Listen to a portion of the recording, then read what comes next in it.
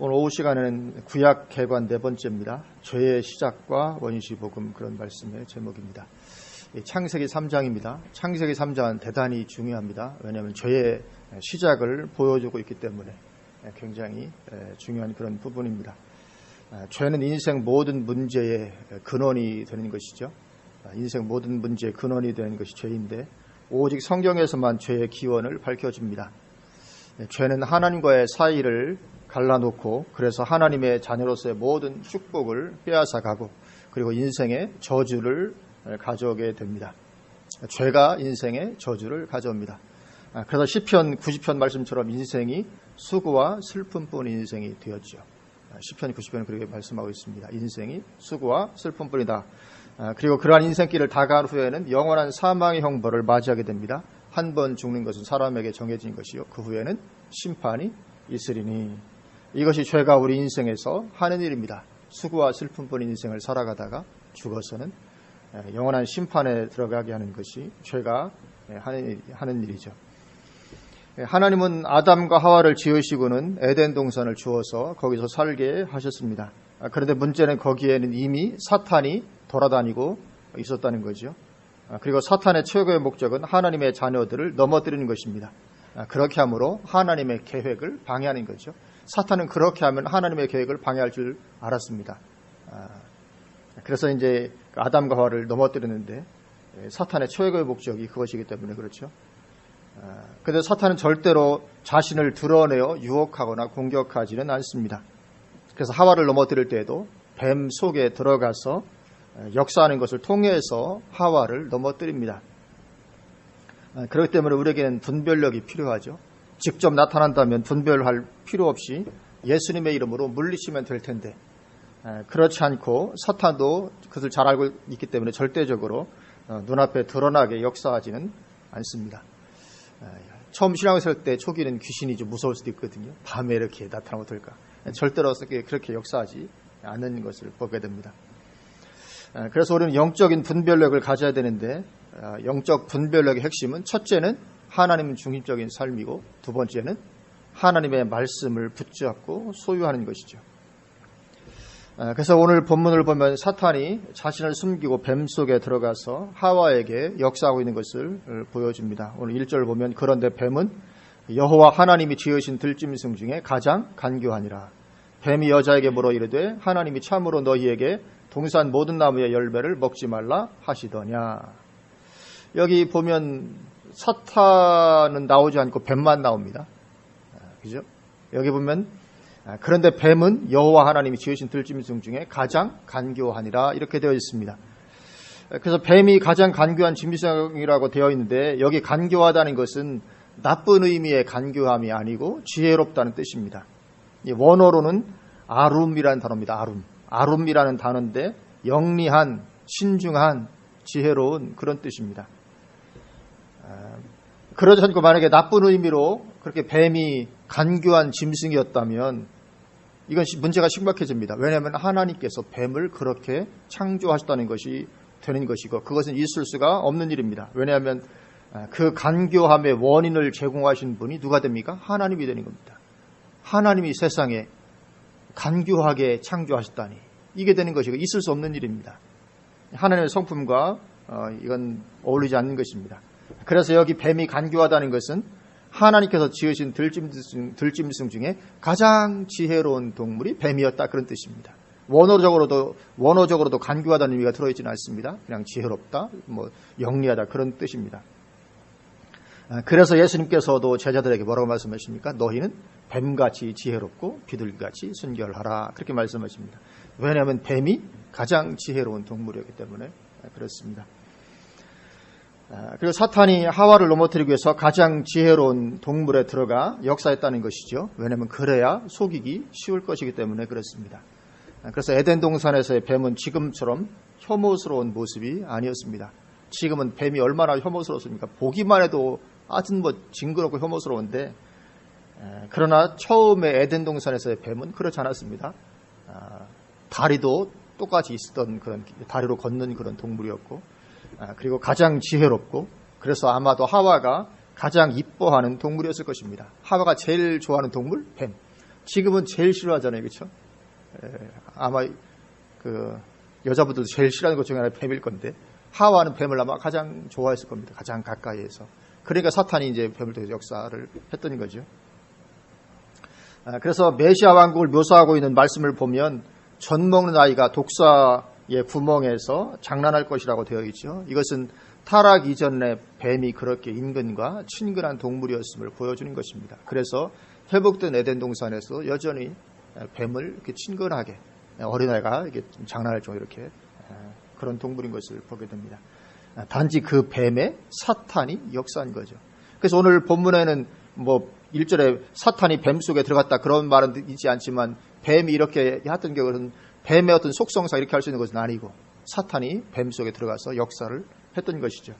그래서 이 뱀의 배후에 사탄이 있는 것입니다. 왜냐하면 사탄은 늘 그렇게 배후에서 역사하는 존재이기 때문에 그렇습니다. 그래서 요한계시록 12장 9절은 큰 용이 내쫓기니 옛 뱀 곧 마귀라고도 하고 사탄이라고도 하며 온 천하를 꿰는 자라 그렇게 말씀을 하고 있습니다. 하와를 타락시켰던 옛 뱀의 배후에 사탄이 있었음을 밝혀주고 있는 거죠. 이처럼 사탄은 배후에서 역사합니다. 가룟유다가 예수님을 팔 생각을 가졌던 것도 사탄이 들어가매. 그래서 사탄이 가룟유다에게 예수님을 팔 생각을 집어넣었던 것을 성경에 기록을 하고 있습니다. 또 베드로가 예수님의 십자가를 만류했던 데에도 배후에 사탄의 역사가 있었죠. 예수님께서 사탄아 내 뒤로 물러가라 그렇게 말씀하셨습니다. 그렇게 사탄이 뱀에게 역사해서 뱀으로 말하게 했던 것이죠. 아니 어떻게 뱀이 말하게 할 수 있느냐. 사탄은 그럴 능력이 있습니다. 사탄의 능력이 있는 존재입니다. 민수기 22장에도 보면 모압 선지자 발람에게 나귀가 말을 했던 그런 기록이 있습니다. 그때는 천사가 역사를 했던 거죠. 천사가 역사를 하니까 나귀가 말을 하고 또 뱀에게 사탄이 역사하니까 뱀이 말을 할 수 있는 그런 것이죠. 그리고 사탄은 불신앙을 가지게 되도록 미혹하는 천재입니다. 그래서 성경은 사탄을 거짓의 아비라고 말합니다. 그래서 사탄의 말을 들으면 불신앙이 생겨나고 자라게 됩니다. 사탄은 미혹하는데 천재입니다. 그래서 사탄이 오늘 본문을 보면 하와를 미혹하는 질문을 보면 하나님이 참으로 너희에게 동산 모든 나무의 열매를 먹지 말라 하시더냐 그렇게 질문하는데 굉장히 아주 고단수의 질문이죠. 하나님의 말씀을 의도적으로 왜곡해서 질문함으로 하와로 하여금 이 불신앙의 마음을 가지게 만드는 것입니다. 하나님은 단지 동산의 모든 나무의 열매를 다 먹어라 하나만 먹지 마라 그렇게 말씀을 하셨는데 사탄은 물어보기를 야 여기는 나무 열매 전부 다 먹지 말라고 하더냐 이렇게 물어봅니다. 알면서도 의도적으로 사탄이 하나님이 말씀하신 걸 잘 몰랐던 것이 아니고 정확하게 알았지만 의도적으로 질문을 이렇게 하나님의 말씀을 왜곡해서 질문을 하는 것입니다. 뭔가 하와로 하여금 불만을 가지도록 그리고 또 하와 생각하기로 하나님께서 뭔가 비밀을 좀 감추고 계신 것이 아닐까? 이런 어떤 의심을 가지도록 그렇게 질문을 하는 것입니다.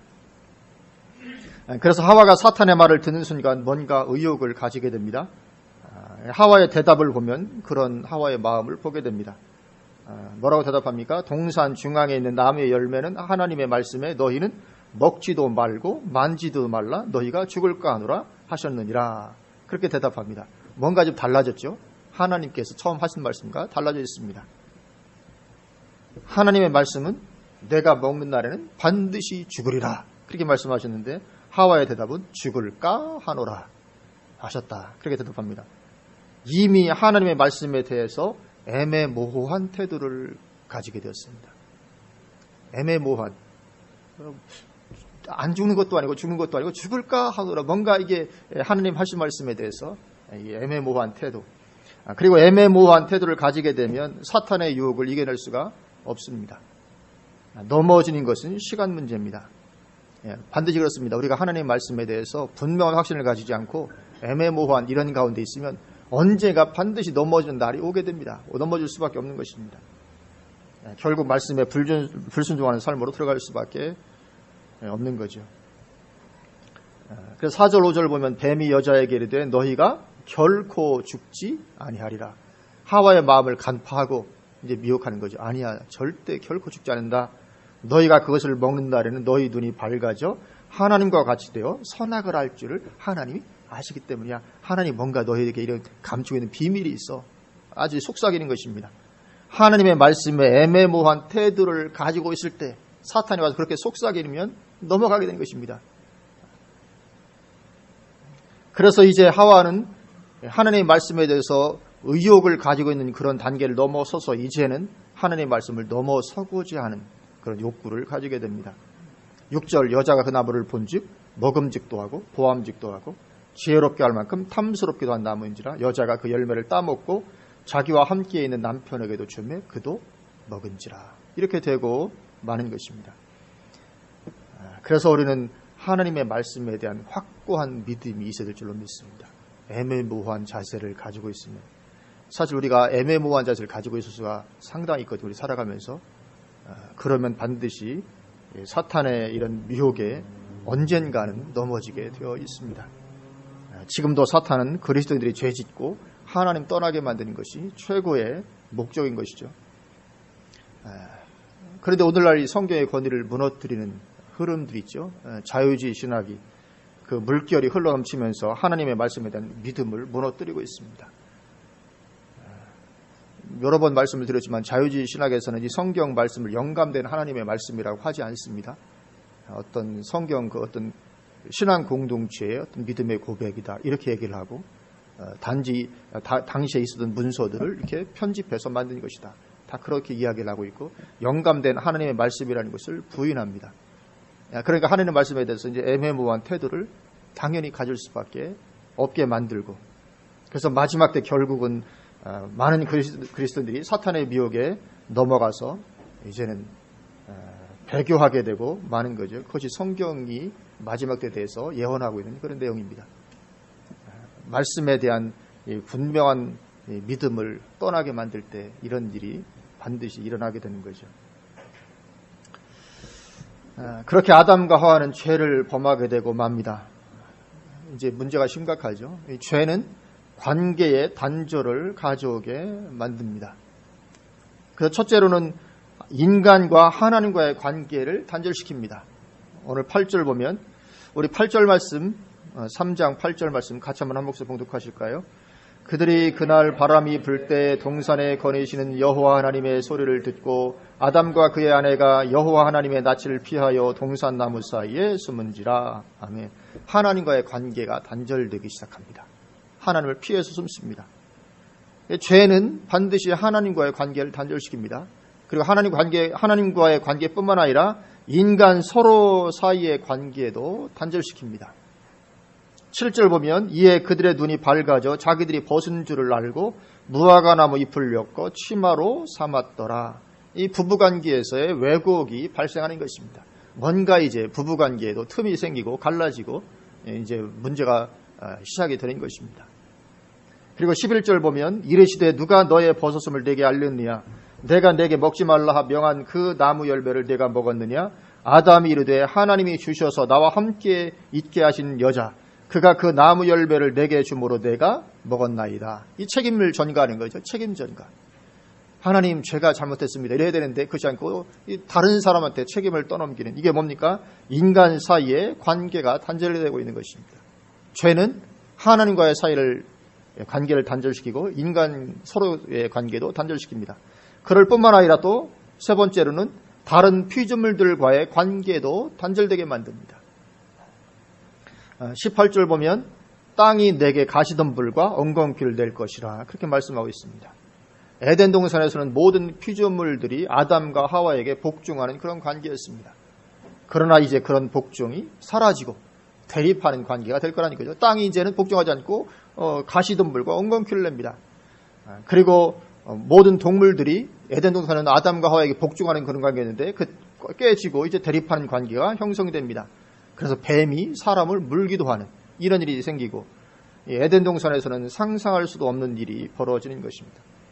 물론 다른 피조물들 간의 서로 간의 관계도 또 단절됩니다. 그래서 서로 잡아먹고 잡아먹히고 하는 그런 관계가 되고 말죠. 에덴 동산에서는 동물도 서로 잡아먹히는 관계가 아니었잖아요. 다 초식동물이었으니까. 근데 이제 죄가 짓고 나니까 다른 피조물들 관계도 서로 이제 단절되는 이런 일이 일어나고 맙니다. 이처럼 죄는 관계의 단절을 가져오고 그것은 인생의 저주인 것입니다. 하나님과의 관계도 단절시키죠. 사람과의 관계 단절시키고 피조물과의 관계 단절시키고 인생이 이제 완전히 이런 저주 가운데 들어가게 되고 말았던 것입니다. 그래서 죄는 관계의 단절을 가져옵니다. 그렇기 때문에 죄 문제가 해결된 이제 천년왕국에 가서는 천년왕국에서는 이제 사탄이 무적행에 갇히기 때문에 죄 문제가 해결이 됩니다. 그렇기 때문에 죄 문제가 해결된 천년왕국에서는 이 모든 관계가 다시 회복이 됩니다. 관계가 중요한 줄로 믿습니다. 관계 깨지면 다 깨지는 것입니다. 그래서 이사야 11장 9절을 보면 물이 바다를 덮음같이 여호와를 아는 지식이 세상에 충만할 것입니다. 그렇게 말씀합니다. 하나님과의 관계 회복이죠. 천년왕국의 백성은 다 하나님을 얼마나 아는지 물이 바다를 덮음같이 하나님 아는 지식이 충만한 하나님과의 관계 회복이고, 또 이사야 65장 24절을 보면 그들이 부르기 전에 내가 응답하겠고 그들이 말을 마치기 전에 내가 들을 것이며 하나님 놀랍게 함께해 주십니다. 하나님과의 관계의 완전한 회복입니다. 부르기도 전에 응답하겠고 말을 마치기도 전에 들으시고 천년왕국에서는 거의 기도할 필요가 없을 만큼 그렇게 가까이 함께해 주시고 역사를 해 주시는 것입니다. 그렇게 하나님과의 관계가 회복되죠. 인간 사이의 관계도 회복이 됩니다. 이사야 65장 21절부터 보면 그들이 가옥을 건축하고 그 안에 살겠고 포도나무를 심고 열매를 먹을 것이며 그들이 건축한 데에 타인이 살지 아니할 것이며 그들이 심은 것을 타인이 먹지 아니하리니. 그러니까 타인과 관계가 완전한 회복입니다. 서로 어떤 해를 끼치지도 않고 아주 평화로운 완전한 평화가 있는 그런 때가 되게 됩니다. 그래서 이러한 것들을 보면 에덴 동산의 회복이 분명한 것을 보게 되죠. 주님 재림하실 펼칠 메시아 왕국에서는 에덴 동산의 모습이 그대로 이렇게 회복이 되는 것을 보게 됩니다. 그리고 인간과 자연 사이의 관계도 피조물들 사이의 관계도 회복이 되죠. 젖 먹는 아이가 독사구리에 손 놓고 장난하고 또 어린아이와 살찐 짐승이 함께 있어서 어린아이에게 끌린다. 이사야 11장에서 말씀하는 것처럼 이 다른 피조물과의 관계도 에덴 동산 때처럼 똑같이 그렇게 회복이 되게 됩니다. 그래서 이 좋은 날 바라보고 간절히 사모하라고 베드로 후서에서도 말씀하는 거죠. 타락 이전 상태로의 회복이니까 너무 좋은 그런 때니까 그때 들어갈 것을 바라보고 사모하라 그렇게 말씀을 하고 있습니다. 우리가 얼마 안 살면 될 줄로 믿습니다. 우리 미래는 정말 아름답습니다. 불과 몇십 년 지나고 나면 우리가 얼마나 엄청난 아름다움과 영광 가운데 들어가게 될까 하는 것을 돌아보게 됩니다. 축복인 줄로 믿습니다. 그래서 그렇게 인생은 죄로 인한 저주에 빠지게 되었음을 오늘 성경이 보여주고 있는데, 오늘 또 성경을 보면 하나님은 그 죄에서 빠져나오는 길도 예비하시죠. 오늘 창세기 3장은 죄로 인해서 인생에 저주가 왔다는 것을 보여주고 죄의 기원을 보여주고 또 거기에서 빠져나올 길도 또 마련하셨음을 보여줍니다. 바로 여자의 후손이죠. 15절 말씀입니다. 우리 15절도 우리 같이 한번 한 목소리로 봉독하시겠습니다. 내가 너로 여자와 원수가 되게 하고 내 후손도 여자의 후손과 원수가 되게 하리니 여자의 후손은 내 머리를 상하게 할 것이요 너는 그의 발꿈치를 상하게 할 것이니라 하시고. 아멘. 이 후손 이야기가 나옵니다. 내가 너로 여자와 원수가 되게 하고 너의 후손도 여자의 후손과 원수가 되게 하리니 여자의 후손은 내 머리를 상하게 할 것이요 너는 그 발꿈치를 상하게 할 것이라. 여자의 후손은 이게 어떤 문법적으로 보면 여자의 후손은 내 후손의 머리를 상하게 할 것이 이렇게 해야지 문법적으로 맞잖아요, 그렇죠?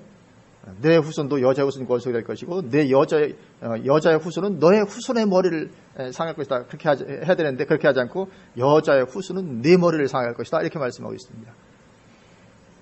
여기 여자의 후손은 예수님을 가리키는 것이고 내 머리 사탄의 그러니까 여기는 사탄의 후손이 아니라 사탄의 머리. 그리고 예수님 오셔서 사탄의 후손의 머리를 밟으시는 것이 아니고 사탄의 머리를 밟으시는 거죠. 그래서 이 여자의 후손이 와서 너의 머리를 상할 것이다.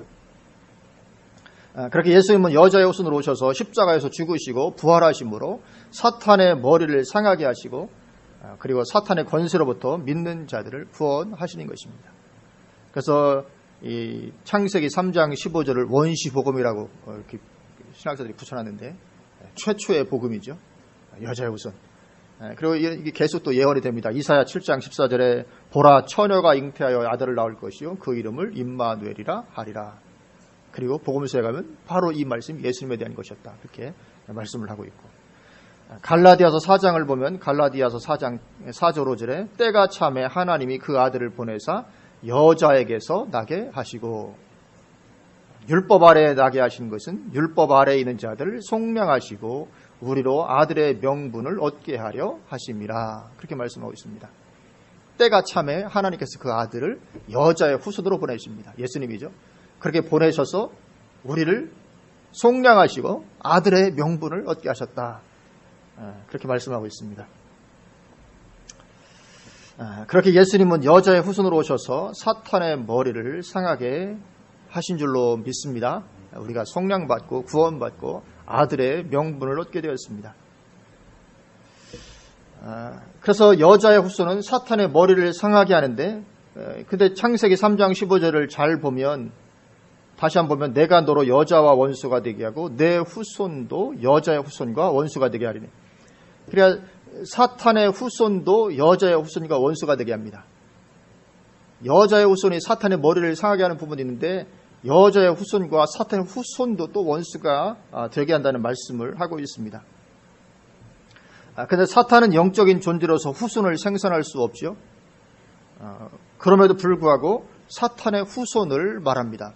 여기 뱀은 사탄인을 지금 말하는 것이니까요. 사탄의 후손을 말합니다. 그러면 이 사탄의 후손은 누구를 가리키는 것일까? 사탄의 후손, 요한복음 8장 44절을 보면 예수님은 예수를 믿지 않고 방해하는 유대인 지도자들을 향해서 너희는 너희 아비 마귀에게서 났으니, 그렇게 말씀하고 있습니다. 그러니까 마귀의 자손이라는 것입니다. 마귀의 자손. 안 믿는 사람, 하나님을 대적하는 위치에 있는 사람을 향해서 너희는 마귀의, 다른 말로 하면 사탄의 후손이다. 그렇게 말씀을 하고 있습니다. 그래서 예수님께서 바리새인들을 향해서 독사의 새끼들아, 그렇게 말씀하신 것이죠. 그냥 욕하느냐고, 육두문자를 쓰면 욕하냐고, 이 새끼들아 뭐 이렇게 하는 것처럼, 우리가 하는 것처럼 뭐 이렇게 하는 그런 것이라기보다는 어떤 이런 의미가 있는 것입니다. 너희들은 독사의, 여기 독사 누굽니까? 옛 뱀 사탄, 너희는 사탄의 후손이야, 이런 말씀을 하신 것입니다. 독사의 새끼들아. 그래서 이 사탄의 후손과 여자의 후손이 원수가 될 거라, 그렇게 말씀을 하고 있는 것입니다. 그래서 여자의 후손은 단수로는 예수님이고 복수로는 모든 참된 그리스도인을 가리키는 거죠. 왜냐하면 그리스도인들은 한편으로 예수님의 형제이기 때문에 그렇습니다. 우리는, 그러니까 예수님과 우리의 관계를 묘사하는 말들이 많잖아요. 그죠? 선생님 되고 스승도 되고 그리스도, 또 뭐 하나님 주도 되고 뭐 이렇게 하는 것처럼 한편으로는 예수님은 우리의 형제, 우리는 예수님의 형제입니다.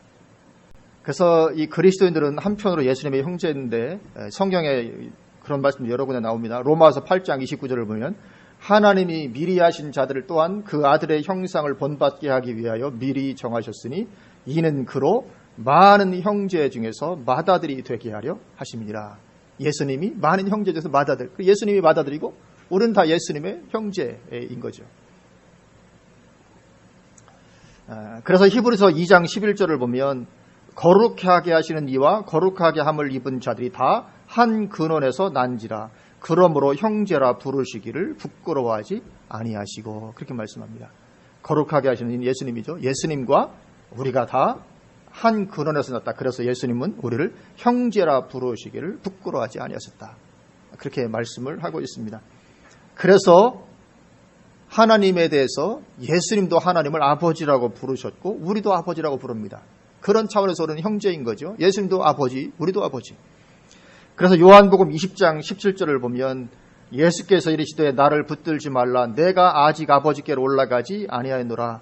너는 내 형제들에게 가서 이르되 내가 내 아버지 곧 너희 아버지. 그렇게 말씀하십니다. 내가 내 아버지 곧 너희 아버지, 내 하나님 곧 너희 하나님께로 올라간다 하라 하시니, 내 아버지 곧 너희 아버지. 예수님이 우리를 형제로 이렇게 취급해주고 계시는 것을 보게 됩니다. 그러니까 이 창세기 3장 15절은 그리스도인들과 믿지 않는 그런 불신자들이 원수가 되는 그런 일이 있을 것을 말씀하는 거죠. 너의 후손은 여자의 후손과 원수가 되게 될 것이다.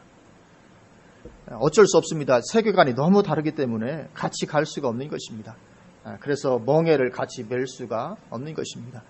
그래서 심지어는 한 집안에서도 뭐 시어머니와 며느리가 뭐 원수가 될 것이고 이런 말씀하죠. 내가 평화를 주러 온 줄 생각하지 말라. 내가 불을 던지러 왔다. 뭐 화평을 주러 온 것이 아니고 하여튼 이런 말씀들도 하고 계시고 그런 것을 보게 됩니다. 죄는 인생의 저주를 가져오는 것입니다. 그리고 거기에서의 구원의 길은 여자의 후손으로 오신 예수 그리스도 외에는 없는 거죠. 내가 곧 길이요 진리요 생명이니 나로 말미암지 않고는 아버지께로 올 자가 없느니라.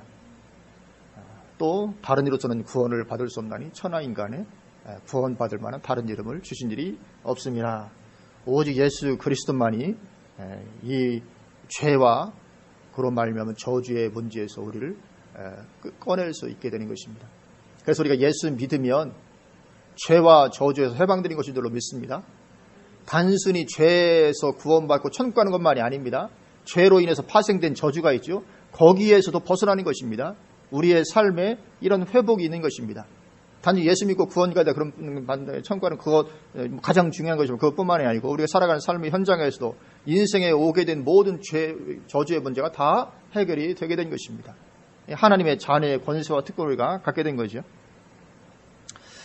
그래서 우리가 예수를 믿게 되면 하나님의 자녀로서의 명분을 회복하게 되고 그 타락 이전에 가졌던 하나님의 자녀로서의 어떤 권세와 축복을 우리가 다시금 회복하게 되는 것입니다.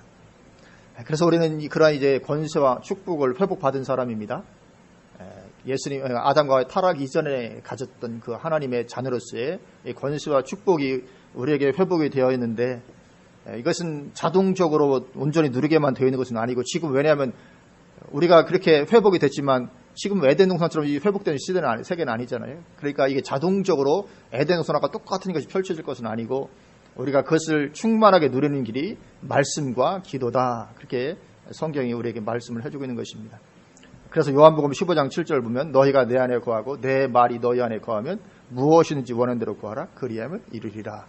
누리는 길을 우리에게 보여주신 것입니다. 하나님의 자녀로서의 권세와 축복이 회복되었지만 이것이 다 자동적으로 누리게 되는 것이 아니고 말씀과 기도 가운데서 그것을 우리가 취하여 누리게 되는 것인 줄 믿습니다. 내 믿음대로 되리라. 우리가 믿음을 가지고 너희가 내 안에 거하고 내 말이 너희 안에 거하면 우리 하나님 말씀, 그래서 하나님 말씀 붙잡는 게 굉장히 중요하죠. 그러면 무엇이든지 원하는 대로 구하라. 말씀과 기도 이것을 통해서 그러면 무엇이든지 다 이루는 축복과 권세를 다 회복하는 그런 것이 되게 되는 것입니다. 우리는 하나님의 자녀인 줄로 믿습니다. 권세와 축복이 우리에게 있습니다. 그리고 이 말씀과 기도를 통해서 하나님의 자녀로서의 권세와 축복을 날마다 충만히 누리는 것, 이것이 우리 신앙의 아주 핵심적인 한 부분입니다. 그래서 우리가 오전처럼 이 마른 뼈와 같이 된 것들, 우리가 우리에게 주신 그런 권세를 가지고 예수님의 이름으로 선포하면 놀라운 살아나고 회복되는 역사가 우리에게 펼쳐지게 될 줄로 믿습니다. 하여튼 이런 간증거리 정말 우리에게도 많이 일어나게 되기를 주님으로 축원을 드립니다. 우리가 정말 믿음으로 선포하고 하나님의 자녀의 권세와 축복을 충만하게 누리게 될 수 있는 줄로 믿습니다. 우리의 삶 가운데 하나님 함께하시 이런 간증거리들 풍성히 넘치게 되시기를 주님의 이름으로 축원을 드립니다. 아멘. 기도하시겠습니다.